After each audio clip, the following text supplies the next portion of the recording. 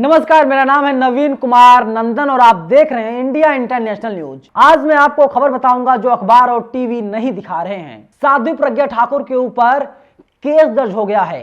Madam कभी भी गिरफ्तार हो सकती हैं, लेकिन चारों तरफ खामोशी है, चारों तरफ सन्नाटा है। जानते हैं क्यों? क्योंकि मैडम भारतीय जनता पार्टी की सीनियर लीडर हैं, मध्य प्रदेश से सांसद हैं और उलूल जुलूल बयान आए दिन ये देते रहती हैं। इनके ऊपर कई धाराओं में केस दर्ज हुआ है। जनता से रिश्ता.com वेबसाइट है, खबर छापी है। सांसद प्रज्ञा सिंह ठाकुर पर 7 धाराओं में एफआईआर दर्ज, अभद्र भाषा का मामला है। दरअसल ये कर्नाटक में थी कुछ दिनों पहले। वहां पर इन्होंने कहा था, हिंदू हो तुम लोग, अपने घरों में चाकू रखो, कभी भी जरूरत पड़ सकती है, हथियार रखो। उकसा रही हैं और किसके प्रति? मुसलमानों के प्रति। हालांकि यहां पर उन्होंने मुसलमान शब्द का जिक्र तक नहीं किया था, लेकिन मैं बता रहा हूं क्यों। क्योंकि इनका रिकॉर्ड रहा है हिंदू और मुसलमान में देश को बांटना, देश को तोड़ना, नफरत फैलाना, देश में दंगा करवाना, हिंसा करवाना, हिंदू और मुसलमान आपस में लड़े, इनका यही काम है। शहीद हेमंत करकरे को इसने तो आतंकवादी बता दिया था, जिन्हें अशोक चक्र मिला था। इस महिला ने, इस सांसद ने देश के लिए क्या किया? कोई जवाब है? आज से कुछ साल पहले अजीत अंजुम जब टीवी 9 में थे, वे इस मैडम का इंटरव्यू कर रहे थे, साध्वी प्रज्ञा का। तो अजीत अंजुम ने पूछा था, आपने देश के लिए क्या कुछ किया? मैडम ने माइक निकाला और 9-2-11 हो गई। जवाब देते नहीं बन रहा था, फंस चुकी थी। क्योंकि उस समय इनका बयान आया था, हेमंत करकरे आतंकवादी हैं, जबकि पूरा देश जानता है हेमंत करकरे आतंकवादी नहीं, हेमंत करकरे शहीद हुए थे।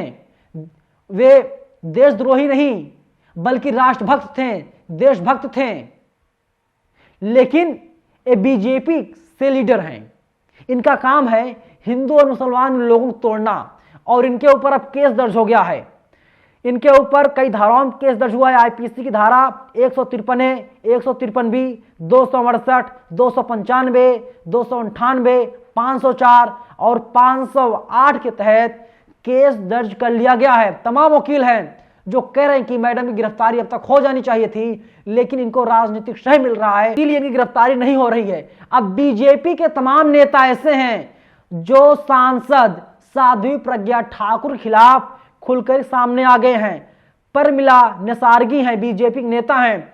इन्होंने कहा है, मैं प्रज्ञा ठाकुर से सहमत नहीं हूं, उन्हें अपने बयान के लिए माफी मांगनी चाहिए।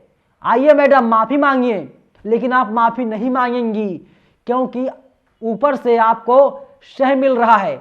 अगर आपको शह नहीं मिल रहा होता, समर्थन नहीं मिल रहा होता, तो अब तक आपके ऊपर कोई ना कोई कार्रवाई जरूर हो गई होती। वहीं वकील है करुणानंदी, ये कहती हैं, उमर खालिद को नहीं, भड़काऊ बयान देने वाली प्रज्ञा ठाकुर को जेल होनी चाहिए। लेकिन इनको जेल नहीं होगी क्योंकि बीजेपी से आती हैं। वे लोग चाकू वाले बयान पर अब सुप्रीम कोर्ट जाएंगे, दरवाजा खटखटाएंगे और कहेंगे मैडम को गिरफ्तार किया जाए, इन पर कई धाराओं के तहत केस दर्ज किया जाए और मुकदमा चलाया जाए। लेकिन इनके ऊपर कार्रवाई करेगा कौन?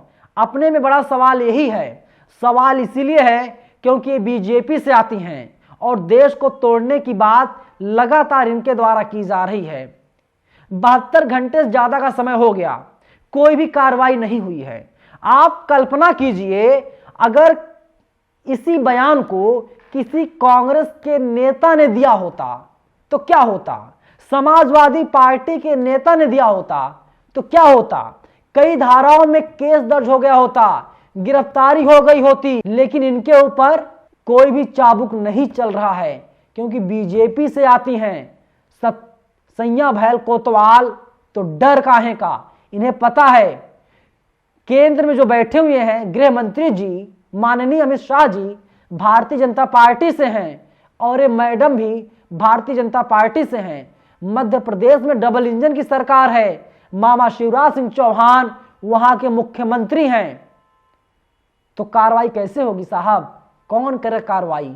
लेकिन इसका असली दोषी जो है कांग्रेस पार्टी है, तमाम अपोजिशन के लोग हैं, उन लोगों को खुल के सामने आना चाहिए और केस दर्ज करवाना चाहिए, गिरफ्तारी तय करवानी चाहिए। अगर आप मध्य प्रदेश, उत्तर प्रदेश में केस दर्ज नहीं करवा सकते हैं, कांग्रेस सरकार तो साहब राजस्थान में है, छत्तीसगढ़ में है, आप वहां पर केस दर्ज करवाइए ना मैडम खिलाफ, करवाइए गिरफ्तारी। लेकिन कांग्रेस अलग ही अपने में मस्त है। आप लोग क्या सोचते हैं पूरी वीडियो पे? आप लोग अपनी राय जरूर बताइएगा। और चारों तरफ सन्नाटा इसीलिए है क्योंकि मैडम बीजेपी से हैं, इसीलिए वीडियो को आप लोग शेयर जरूर कीजिएगा। शुक्रिया।